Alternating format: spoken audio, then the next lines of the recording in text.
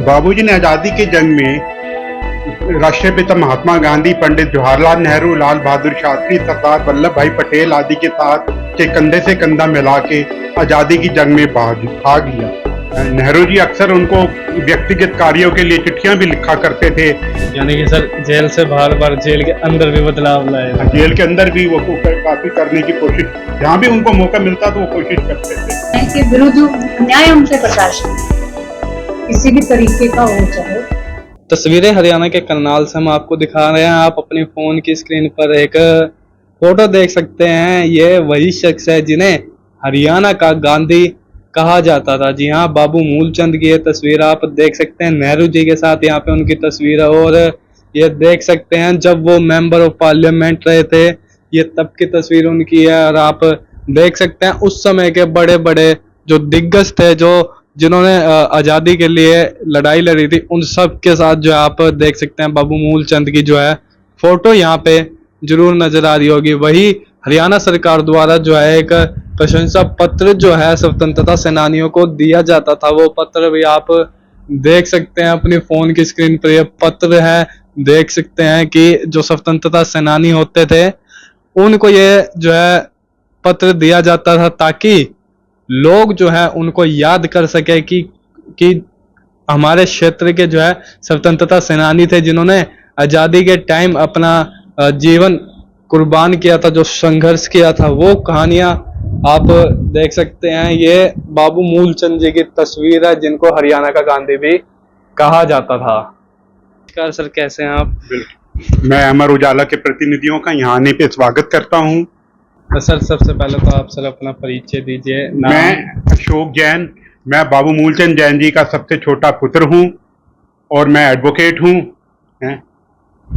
Sir क्या कहना चाहेंगे? हरियाणा के गांधी कहे जाते थे, क्या कुछ आपको कहानियां सुनाई सर? उन्होंने किस तरीके से संघर्ष करा था देश की आजादी के लिए, क्या कुछ बताते थे सर? बाबूजी ने आजादी की जंग में राष्ट्रपिता महात्मा गांधी, पंडित जवाहरलाल नेहरू, लाल बहादुर शास्त्री, सरदार वल्लभ भाई पटेल आदि के साथ के कंधे से कंधा मिला के आजादी की जंग में भाग लिया था।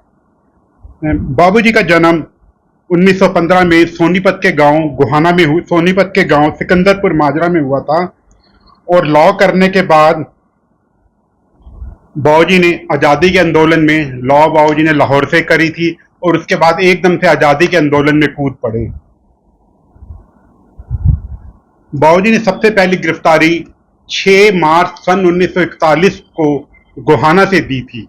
गोहाना में अपने पैतृक गांव सिकंदरपुर माजरा से दी थी, जब महात्मा गांधी ने, राष्ट्रपिता जी ने असहयोग आंदोलन चलाया था। और उस समय एक नियम बना हुआ था महात्मा गांधी जी का कि एक स्वतंत्रता सेनानी को गिरफ्तार करने से पहले दूसरे स्वतंत्रता सेनानी उपायुक्त महोदय को, जिले को नोटिस दिया करते थे कि देखो जी, यदि हम या तो आप इस कानून को बदल दो, वरना हमारा ये जो स्वतंत्रता सेनानी कार्य करता है ये वहां पे गिरफ्तारी देगा। तो ऐसे जब बाबूजी गिरफ्तार हुए थे तो जो हमारे आदरणीय चौधरी रणबीर सिंह हुड्डा जी हैं, जो भूपिंदर सिंह हुड्डा जी के फादर हैं, वो गांव सिकंदरपुर माजरा में गए थे और उनकी उपस्थिति में बाबूजी की गिरफ्तारी हुई थी। उसके बाद बाबूजी दूसरी बार गिरफ्तार हुए 11 अगस्त सन 1942 को भारत छोड़ो आंदोलन के दौरान। जो 9 अगस्त 1942 को महात्मा गांधी जी ने भारत छोड़ो आंदोलन छेड़ा था, उसमें 11 अगस्त को गिरफ्तारी यही करनाल में जो महात्मा गांधी चौक है, जहाँ पहले यहाँ पुरानी कचहरी होती थी, यहीं से वो गिरफ्तारी करी थी। बाबूजी का मेन उद्देश्य ये था, कहते थे कि जो हमें आजादी मिली है ये तो एकमात्र पड़ाव है, ये कोई मंजिल नहीं है। जिन उद्देश्यों के लिए हमने आजादी लड़ी वो आज भी अधूरी है। बाबूजी अपने जीवन में उच्च कोटि के सिद्धांतों के कट्टर समर्थक थे।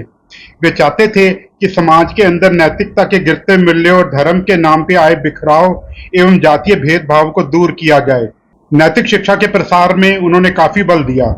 वे अक्सर कहा करते थे कि एक अच्छे साहित्य में वह ताकत है जो किसी तलवार या बम के गोले में नहीं है। बाबूजी ने शिक्षा के प्रसार के लिए गांव-गांव में जाके पुस्तकालय आंदोलन चलाया और इसी के अंतर्गत 1991 में बाबूजी ने अपने गांव सिकंदरपुर माजरा में एक पुस्तकालय का उद्घाटन किया, जो उनका पैतृक घर था। और उसके जो वार्षिक समारोह होते हैं उसमें आज तक हिंदुस्तान की बड़ी बड़ी हस्तियां मुख्य अतिथि के रूप में आ चुकी हैं, जिसमें भारत के उपराष्ट्रपति श्री कृष्णकांत की धर्मपत्नी श्रीमती सुमन कृष्णकांत, हरियाणा के पूर्व मुख्यमंत्री बंसीलाल, श्री बनारसी दास गुप्ता और चौधरी भूपेंद्र सिंह हुड्डा के जो पिता हैं चौधरी रणबीर सिंह हुड्डा आदि कई मुख्य अतिथि उसमें आ चुके हैं। तो सर हमने अभी फोटोज देखी, नेहरू जी के साथ फोटोज हैं, आपने बताया भी कि भी मेंबर ऑफ पार्लियामेंट भी रहे। सर ये किस्सा कभी उन्होंने आपको बताया भी मैं नेहरू जी से मिला, कैसे व्यक्ति थे नेहरू जी, कभी कुछ इस तरीके की बातें हुई? हाँ, बाबूजी बताते थे। बाबूजी 1957 में पहली बार विधानसभा के लिए कैथल से चुने गए। असल में उस समय ये जो कैथल की सीट थी इसमें पहले राजकुमारी अमृत कौर को टिकट मिला था, लेकिन उन्होंने लास्ट टाइम पे इनकार कर दिया कि उन्होंने कैथल में कोई सामाजिक कार्य नहीं किए हैं। फिर बाबूजी जो उस समय PWD मंत्री पंजाब थे हैं, तो उनको यहाँ से टिकट दिया गया और उसके बाद जब वो प्रथम बार अपना सांसद बने तो उनका नेहरू जी से, मोरारजी देसाई से आदि जो केंद्रीय कांग्रेस के बड़े बड़े नेता से उनसे मिलना जुलना जारी रहा। तो नेहरू जी से उनका काफी लगाव था। नेहरू जी अक्सर उनको व्यक्तिगत कार्यों के लिए चिट्ठियां भी लिखा करते थे कि हमने यहाँ दौरा करना है। तो सर एक बात और, हरियाणा के गांधी कहे जाते थे, ये खिताब कहाँ से मिला था? ये जनता ने दिया है। जनता ने? हाँ, जनता ने, मीडिया ने। तो सर जैसे 15 अगस्त आ रहा है सर, उन्होंने संघर्ष किया, आपने बताया आंदोलनों में उन्होंने भाग लिया गांधी जी के साथ भी। तो सर कभी कुछ कोई किस्सा उन्होंने सुनाया हो, कभी जेल गए हो, कभी कुछ इस तरीके का कोई किस्सा उन्होंने बताया हो आपको? बाबूजी ने किस्सा बताया हमें कि जैसे वो जब असहयोग भारत छोड़ो आंदोलन के दौरान जब जेल में गए तो जो उस समय के जेलर थे वहां पे उन्होंने कहा कि जी आप अपनी ये जो टोपियां हैं, गांधी टोपियां, ये बाहर निकाल के आइए, आप इनको अंदर पहन के नहीं आ सकते।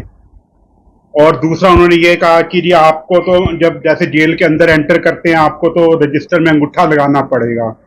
तो बाबूजी ने इन दोनों बातों का विरोध किया। उन्होंने कहा जी हम ग्रेजुएट हैं, पढ़े लिखे हैं, आई एम लॉ ग्रेजुएट, और मैं अंगूठा नहीं लगाऊंगा, आपको दस्तखत ही कराने पड़ेंगे। और उसका टोपी उन्होंने उतारने से भी इनकार कर दिया। कहते ये हमारी एक गांधी जी की निशानी है और स्वतंत्रता आंदोलन का प्रतीक है, हम इसको टोपी को नहीं उतारेंगे। देखा देखी और जो जेल में जो जितने भी और कैदी थे आंदोलन के दौरान उन्होंने भी इस संघर्ष में बाबूजी का साथ दिया और कुछ दिन बाबूजी को भूख हड़ताल पे भी रखा गया और रखे रहे। और साथ में जेलर ने उनको सजा के तौर पे अलग कोठरी में भी रहने को कहा गया, लेकिन उसके बावजूद जेल ने अपने ये दोनों नियम बदल दिए। उन्होंने हस्ताक्षर भी कराए और फिर टोपी पहनने की भी ताकत दी है। यानी कि सर जेल से बार जेल के अंदर भी बदलाव लाए? जेल के अंदर भी वो काफी करने की कोशिश, जहाँ भी उनको मौका मिलता तो वो कोशिश करते थे कि विरुद्ध अन्याय हमसे बर्दाश्त नहीं, किसी भी तरीके का हो चाहे, तो खाली अपने लिए नहीं, वो घर में भी इस चीज का था। जैसे मैं तो उनकी डॉटर नहीं होती, तो मतलब उनको ये नहीं था कि भाई बहू है तो बहू को ये परिवार का होता है, परिवार में बहुत सारी चीजें होती हैं, तो ये उनको वो उनका यही था अन्याय नहीं सर, आपके अपने अधिकार हैं, आप बहू हो। बहू और बेटियों में कोई फर्क नहीं करते थे घर में। तो ये मुझे उस जमाने में तो बहुत ज्यादा कोई मतभेद हो कुछ हो, बहुओं का ज्यादा पक्ष लेते थे बेटों के मुकाबले में। तो बिल्कुल आप देख सकते हैं किस तरीके से जो अन्यायवादी थे, अन्याय चाहे छोटा हो चाहे बड़ा हो बिल्कुल सहन नहीं करते थे। सर ने हमें बताया किस तरीके से जो है बाहर रह के तो उन्होंने संघर्ष किया ही, लेकिन किस तरीके से जेल के अंदर रह के जो उन्होंने संघर्ष किया, जो बदलाव लाने की कोशिश थी वो किए। और शिक्षा के क्षेत्र में जैसे सर ने बताया शिक्षा के लिए काफी कुछ उन्होंने संघर्ष किया। तो सर एक आखिरी सवाल सर हमारा यही रहेगा सर, वो दौर भी था सर, आज का दौर भी है, कैसा रहा वो दौर कैसा था, आज का दौर कैसा है? कभी उन्होंने जिक्र किया हो कि भाई हमारे जमाने में कुछ ऐसी बातें होती थी और आज के टाइम में कुछ ऐसी बात? मतलब ये जो राजनीति में हो रहा था, आजकल की जो राजनीति में जब वो गए उस टाइम भी, अब तो खैर और ज्यादा राजनीति की जो क्या बोलते हैं रैंकिंग तो मैं नहीं बोलूंगी, उसका जो स्टेटस है, स्थिति है, वो बहुत खराब होती जा रही है, बहुत नीचे गिरती जा रही है। पर उस टाइम तक भी वो उस तरह की राजनीति पसंद नहीं करते थे, क्योंकि उनके जमाने की जो राजनीति थी वो वैल्यू बेस्ड थी, वो वैल्यूज पे रहना उनको पसंद था और वैल्यूज ही करते थे और वैल्यूज के लिए ही वो अपना पूरा जीवन संघर्ष करते रहे। बिल्कुल, आप देख सकते हैं किस तरीके से सिर्फ देश की आजादी के लिए नहीं बल्कि राजनीति क्षेत्र में भी जो है काफी कुछ संघर्ष जो है उन्होंने किया, किस तरीके से देश को आजाद कराया। उसके बाद की जो राजनीति करी, उनका सिर्फ एक सिद्धांत था कि अन्याय के विरुद्ध खड़े होना, अन्याय बिल्कुल नहीं सहना, चाहे छोटा हो चाहे बड़ा अन्याय हो। वो अन्याय के बेशक साफ खिलाफ थे। जो लोगों ने उनको खिताब दिया था हरियाणा का गांधी, बिल्कुल सही किताब जो है उनको दिया था। तो इस वीडियो को जो है आप ज्यादा शेयर जरूर कीजिएगा। धन्यवाद। अगर आप ये वीडियो YouTube पर देख रहे हैं तो हमारे चैनल को सब्सक्राइब करें और बेल आइकन को दबाना ना भूलें। अगर आप Facebook पर ये वीडियो देख रहे हैं तो हमारे पेज को लाइक करें।